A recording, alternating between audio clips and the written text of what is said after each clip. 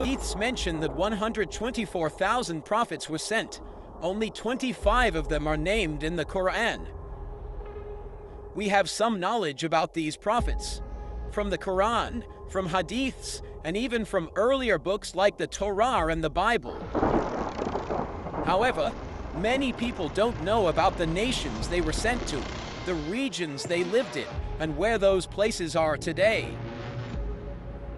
In this video, we will take a short but educational journey through who these 25 prophets mentioned in the Quran were, where they were sent, and where those lands are now in today's world. They were human beings just like us. They had families, they had desires, but they dedicated their lives to their mission. Allah mentioned their names in the Quran. Peace be upon them all.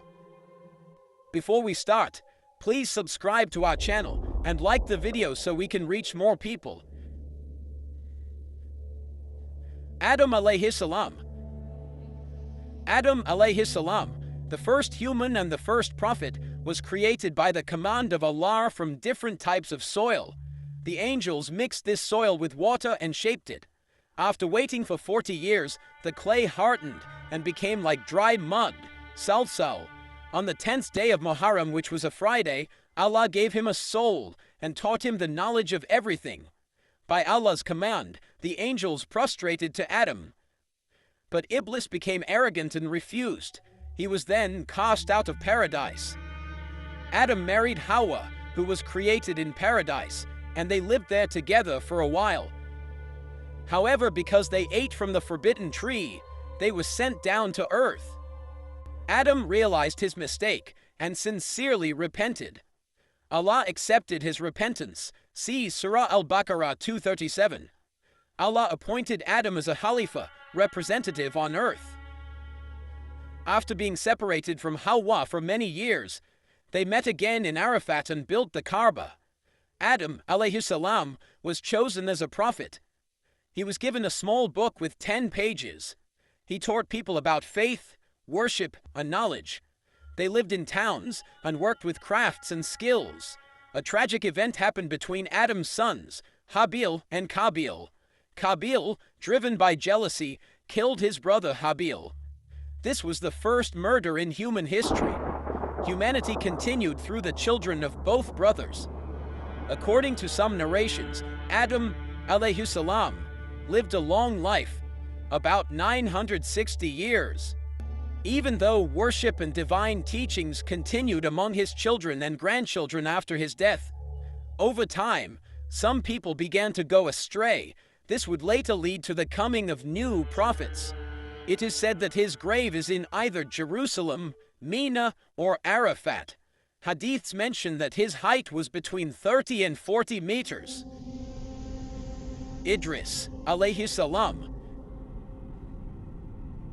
Idris alayhi salam is one of the prophets mentioned in the Quran. According to narrations, he had many special qualities. He was the 5th generation descendant of Adam alayhi salam. Allah gave him 30 suhuf, small scriptures, and taught him many sciences. Before him, people wore animal skins or leaves. He taught people how to sew clothes and build cities.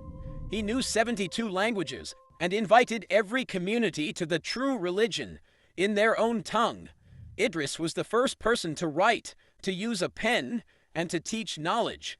He also studied the stars and the movements of the sky. Because of this, he is known as the prophet of both knowledge and art. He migrated from Babylon to Egypt and lived there for many years, calling people to the true religion. In Surah Al-Anbiya, verse 85, he is mentioned as one of the patient, righteous, and truthful people. The Quran says, "We raised him to a high place."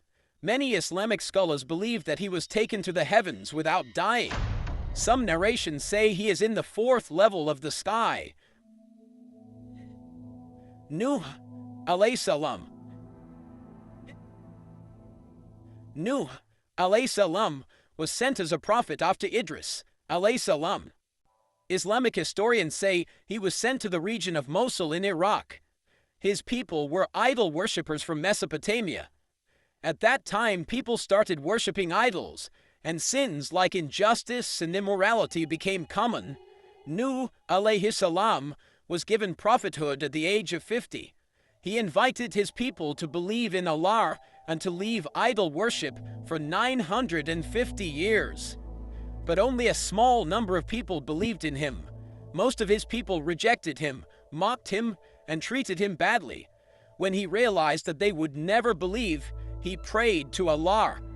Then Allah informed him of a great flood that was coming. By Allah's command, he built a large ship. He took on board the believers and a pair of every animal. Then the great flood began. Heavy rain poured from the sky, water gushed from the earth, and all those who disbelieved drowned. The flood lasted for 6 months, and the ship finally came to rest on Mount Judi. One of Nuh's own sons did not board the ship and drowned in the water. Nuh alayhi salam had 3 sons, Sam, Ham, and Japheth, who became the ancestors of all people. According to Islamic historians, Sam's descendants include Arabs, Jews, Assyrians, Babylonians, Persians, Syriacs, and Arameans. Ham's descendants include African peoples, Egyptians, and Ethiopians. Japheth's descendants include Turks, Greeks, Russians, Mongols, Chinese, Indians, and Europeans. These lineages are described in the works of scholars like Ibn Kathir, Tabari, Ibn Khaldun, and other classical Islamic historians and commentators.